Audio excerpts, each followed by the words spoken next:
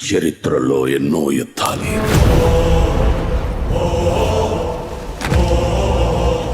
భయంతోనో బలగంతోనో గెలిచారు. కానీ మొట్టమొదటిసారి కులం లేదు, మతం లేదు, భయం అసలే లేదు. ఒకడు సంకల్పంతో గెలిచాడు. వైఎస్ జగన్మోహన్ రెడ్డి నేను. వాళ్ళ ఆయుధం ధైర్యం. పాలిటిక్స్ లో ఉండాల్సింది ధైర్యం ఉండాలి. రేంబగళ్ళు కొండ మీద నుంచి సముద్రాన్ని కావలి కాసేవాళ్ళు.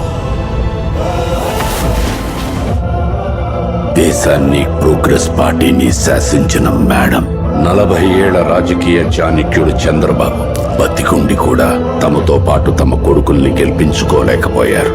కానీ నువ్వు భౌతికంగా లేకపోయినా నీ కొడుకుని సమర్థుడైన నాయకుడిగా గెలిపించుకున్నావయ్యా. రాజశేఖర, నువ్వు గెలిచావయ్యా, నువ్వే గెలిచావయ్యా.